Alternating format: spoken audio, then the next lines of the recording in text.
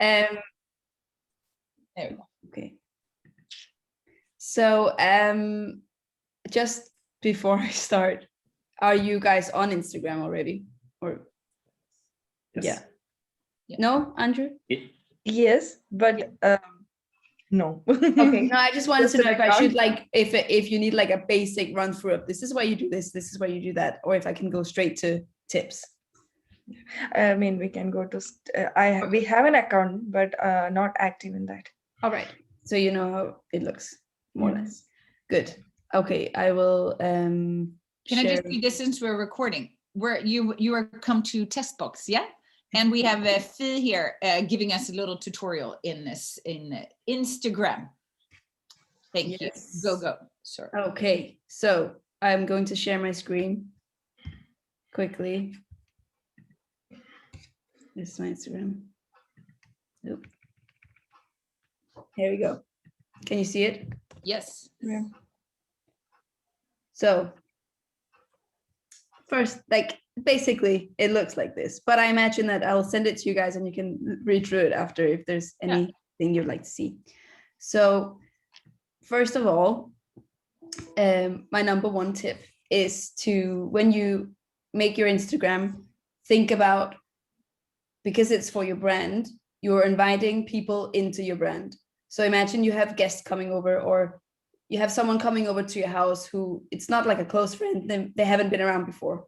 So what do you do to your living room? Like, what do you want them to see about you? Do you want all your dirty laundry lying around, or like, what do you do? So imagine that you tidy up nicely, you put flowers on the table, you make a nice coffee, you take your best cups out, or whatever you do. I think you need to think about the same thing when you're making your Instagram, because your Instagram is like a visual tool. So you want people, when they come to your account, your profile, to feel like they're invited into your home, your brand home. So really think about aesthetics. It's important. It's number one for Instagram.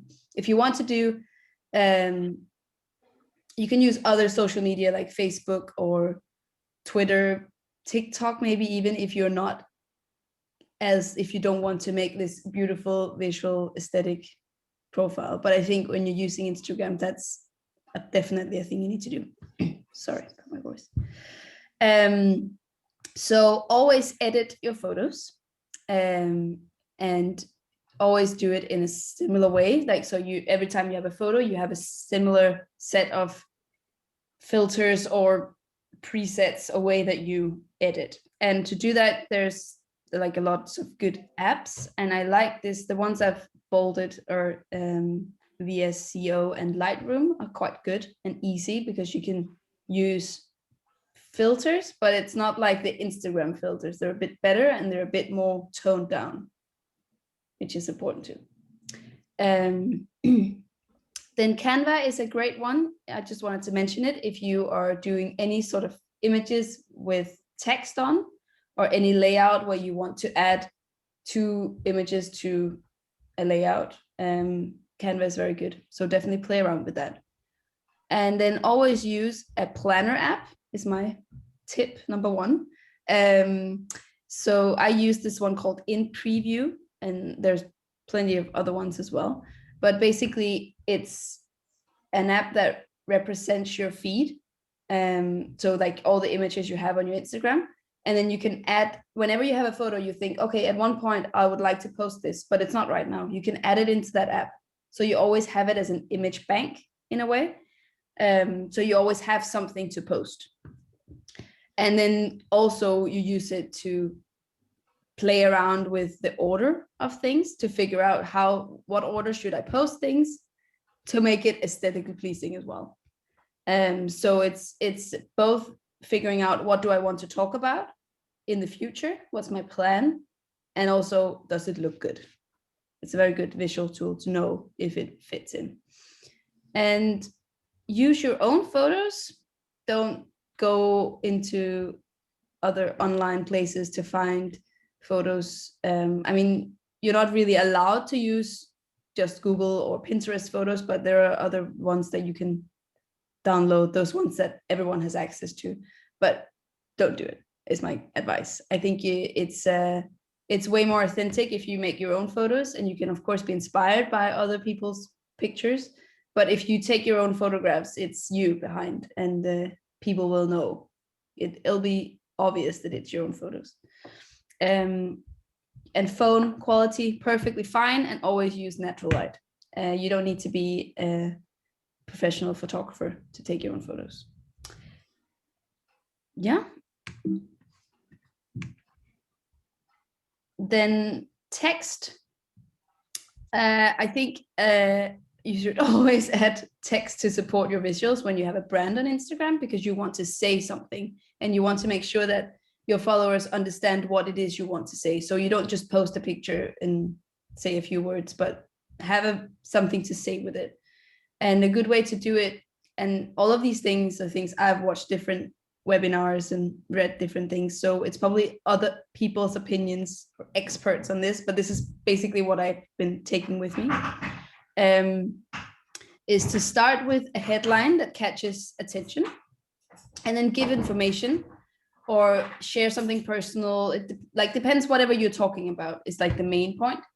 And then always at the end have this call to action. So you want to ask your followers, maybe you tell them something, you're like, how do you think about this, or what, ask a question so that they can reply in the comments and they can engage, because you want to reach out to them, you want to engage them, so they're not just sitting there and watching, you want them to actively do something. Or it can be like, I sell a lot of products, so if I put up a product, I have a headline to capture like the theme. It can be like vintage denim, or and a few emojis that attracts. And then I'll write something like, we love these cool vintage overalls from Levi's. And then I'll add something personal, like we found them when we were living in California, or it reminds us back to these days, and add something of myself. And then in the end, I'm like, I give them the information they need, the price, the size, and then where they can buy it. So if you want to buy it, go to the link here, for example, or if you are looking for something like this, but in another side, ping me a message. You can always ask me anything, or comment like, do you have any clothing like this that reminds you of good times with your family? Whatever. It just, figuring out a way to really engage. Or it could be, it's also a very good thing if you have something to give. So if you have some sort of discount or promotion, you can give at the end. So you kind of give a reward they've read to the end, if that makes sense. Yeah. And then of course, when you do these texts, it's like you open up Instagram and you always have to like press see more when you have a lot of text, and you want to make sure that your text looks nice and has a lot of spaces. So it's not like a big chunk, because then people don't read it. But if it's spaced out nicely in like sections, it's easier to digest, and use emojis to like make it a bit more fun and easy to look at. Then always use hashtags. They're there for a reason. And an advice that I've gotten from other people is that you can add 30 to a post, and you should add the 30. You might as well, because you get the best out of them. There's no point leaving, like not using those 30. I mean, unless you really can't figure anything out, but you might as well. It gives you more traction. And an idea is to create a few of these like hashtag clouds.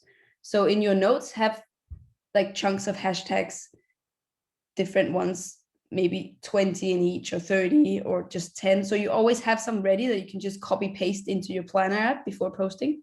And then you can add a few that might be particularly relevant to the thing you're posting. But I always have similar ones. Like I always hashtag Worn Threads, which is the name of my company. I always hashtag secondhand, always vintage, sustainability, children's wear, like the same ones for a lot of them. So I might as well, instead of typing them out every time, I'm saving a lot of time by just having them in my notes and just copy paste.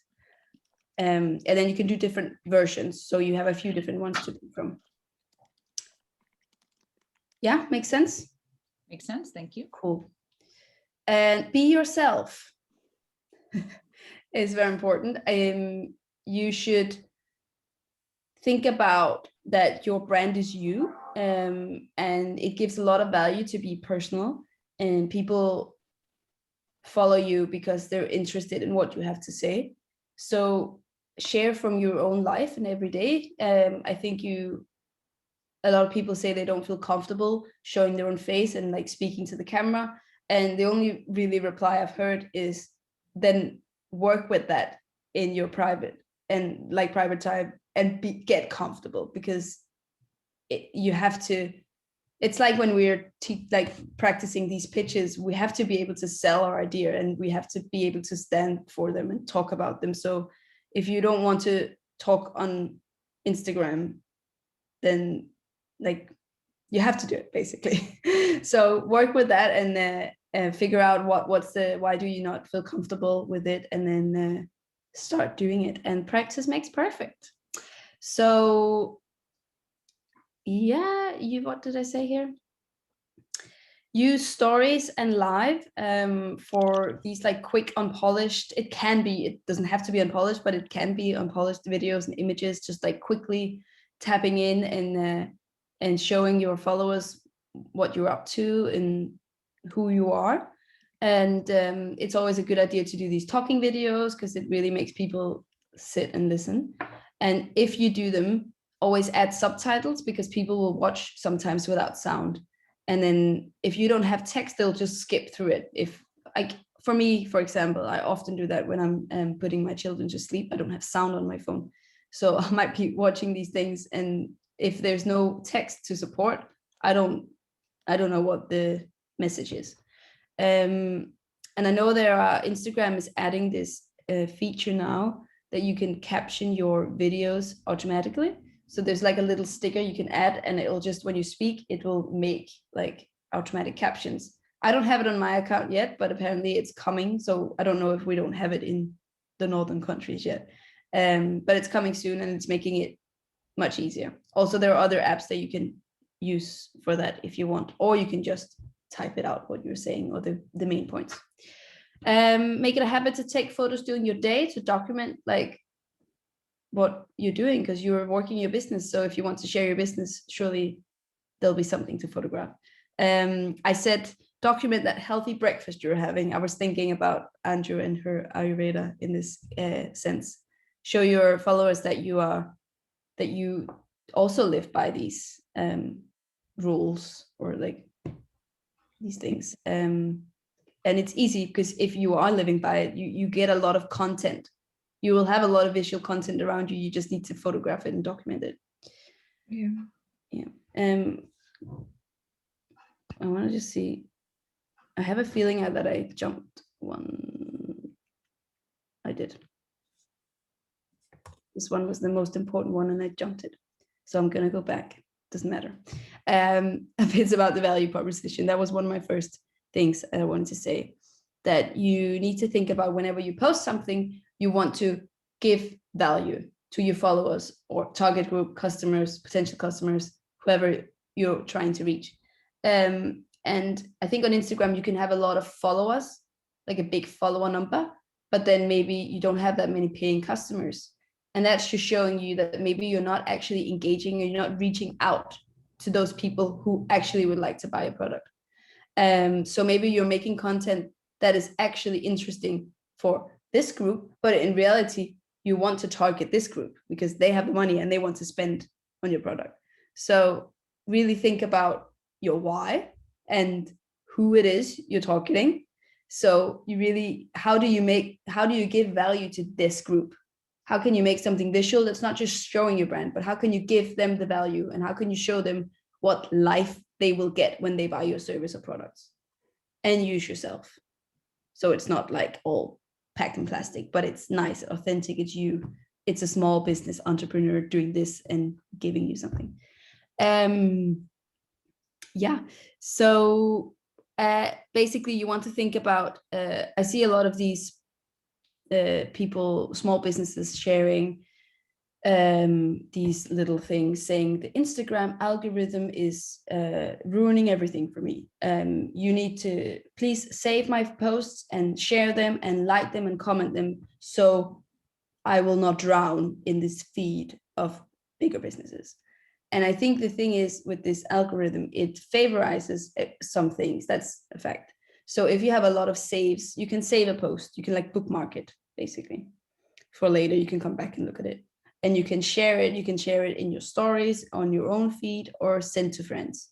And if those two features are done quite like a lot on your photos, then your post will be shown to more people. So instead of begging your followers to do these things, you should just think about when you make content, you want to make something that makes your followers want to do these things. So what kind of content can you make that is valuable for your target group to save and share? And I think, for example, for me, when I look at Instagram and what I've saved, I save products that I think look nice, and I'm like, ooh, that's interesting. Maybe I want that, and I'll save that.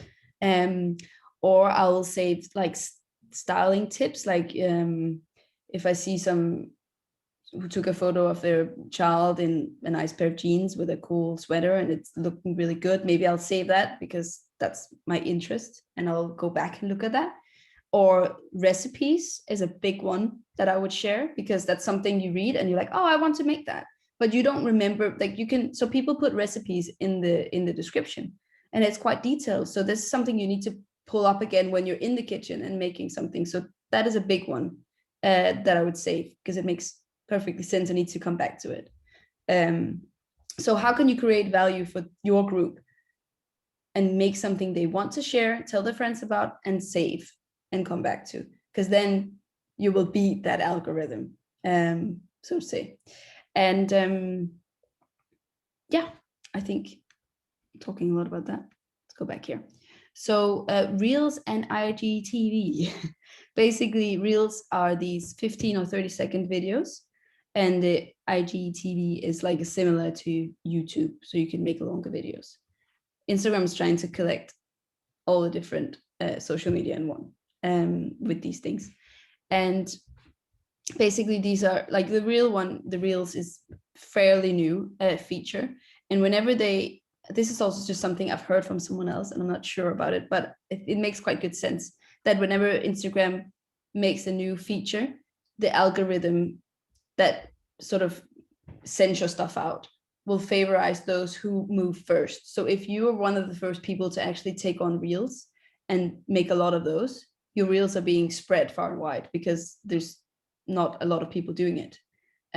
So it's always a good idea to not be afraid of these new features and just, figure out how it works and just go for it. And soon you're going to be the expert on things.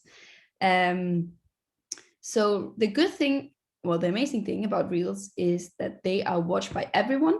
They're just sent out to everyone, and not just those who follow you. So you can really engage with a bigger audience, and hopefully you can attract some people that are really interested in your product if you make some good Reels. Again, think about value. There are a lot of this like TikTok it is like a TikTok video, and a lot of them are just like fun videos that go a bit viral, but you have a brand, so you want to think about how you can create value with your brand. I think there's a difference from having a personal account where you just want to make fun videos that people will then want to see more of, unless that's what your brand does. So give them something they want to see more of, and they will hopefully come and follow you.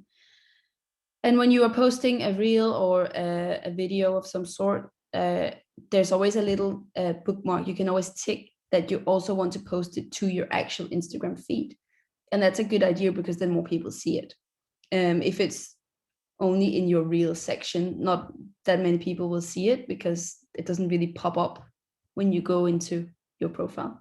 So I think that's always a good idea, but make sure that the cover photo of that video that you're posting fits into the rest of your feed. So what I would normally do is I would pick a cover photo from my album. You can do that. So the photo doesn't actually have anything to do with the video. It can have something to do with the video, but it's not a frame of the video. Then you get a better resolution and you can put it into your planner app and plan it out. So basically, say I'm doing a video of some clothing. I'm just filming some clothing and I'm showing different things. After that video is done, I can take a nice photo of this clothing as well. So it's the same product that I'm showing, but it's nice and clear. And that's my cover photo. So when I look at my profile, I have a nice cover photo. Or if you just do the video and you post it, you can then, it will ask you to like choose a frame from your video as your cover photo, and that can be perfectly fine as well. But just make sure that you know that the colors and like tones of the photo fits into the rest of your feed. I think that's quite important. And you can film sequences on your phone, and then you can add it into the reel later. So don't be afraid, like when you open this reel thing and you're like, oh, how do I figure this out? I have to do everything live. You can always just have like little videos, and you can try and like piece them together in this reel later on, because there's a lot of different features in that, and you need to just do it and practice. And the good thing is you can save as draft. You can always come back. I think that's my first one took a few days to make, and then you kind of get used to it and it goes quicker. Community, engage. So you want to make sure you're inviting into your home and you're having a conversation, and you're making friends. It's not just a sign on the road saying Warm Threads, vintage wear for minis. It's a place where you can really engage with followers. So find like-minded small businesses. So I talk a lot with other people selling children's wear in general, or adults vintage clothing, because the adults buying shirts and dresses, maybe they have kids and maybe they would be interested in following me as well. So use each other. And how to sort of start is like you comment on people's photos, reply to their stories with a reaction, or like a bit longer, start a conversation and comment on what they're saying, and then make it personal again. Think about how you communicate. So you start a conversation, and then you get these colleagues, is what I called them, and partner up. You can always use each other to, if you're doing a giveaway, then do it together, and then you both give something, and you reach a broader audience as well. And hopefully some of the right people will be following those businesses as well. Yeah, as well, also of course engage with those who might be your clients, but do it in a nice way. Don't go to their account and like all their photos and do it every day, because it gets a bit to the nagging point. But like comment and be sincere and interested in their life. And then I have another, share other small businesses who will be relevant for your followers. So I mean, if I post to my stories, oh, I just bought a vintage shirt in this shop, this is so cool. If you're a mother and you're looking for something, you should check it out. Chances are that they will share that in their stories and say, oh, thank you for the sweet words. This is the Warm Threads. She makes children's wear. It's so cool. So if you have children, you should go and check her out.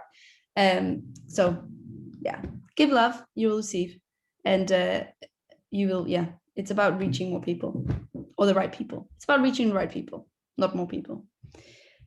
Yeah, so I just yesterday tried, just because I'm talking a lot about aesthetics and I just want to show in sense what I mean. This was me just sitting here doing this, so making this slide. So if I wanted to share that I'm doing a little Instagram hacks, and I'm working on it now, and I want to photo for this. So this first picture is how it actually looked. Like you have, this is how it looks when I look straight ahead. You have my children's background, all my daughter's toys. You have a charger, my plate, there was a croissant on and I ate it. I mean, if that croissant was still there, maybe it would have been aesthetically pleasing, but it's not. And it's just basic, that's just how it looks. And then the other two are just really just positioning things differently. So thinking about what do you have in the background, adding things. So I added the flowers in because I thought, oh, that's a nice touch. It makes it looks nice. It's something that works well with my profile, for example. If it does, if the colors work. If they don't, then don't do it. But think about adding, like my notebook. I didn't actually use my notebook for this, but I added it in because it shows like element of work. You know, it's just showing things that I want to communicate. And do this before emptying the coffee, because that looks a bit weird. But I just did it quickly. I was like, okay, how can I show this? So it didn't take me long, obviously, and I think the pictures are quite good. It would have been better if there was coffee, and I probably would have brewed another coffee. I was actually posting it on my Instagram, but point. Then edit them. So this is unedited and edited, and it's not like, I mean, there's a filter on this one, and I've toned it down quite a lot, and then I've also edited contrasts and sharpness and things like that. So it looks a bit more professional, but it's not a huge like different. It still looks natural. It needs to still look nice and natural. I think you don't want back in the day when Instagram just started, you would use those filters that Instagram has in their app, and it would just be on full. And Instagram was very filtered. Like it had like really like vibrant tones. And I don't think you see that very much anymore, especially not when you're doing a nice brand. And the other one with the same edit. So those photos now have the same colorways and they would fit. I would save them both, and then I would post one today, and then I would keep the other one in my image bank or in my planner app for maybe in 2 or 3 weeks. I would post it again.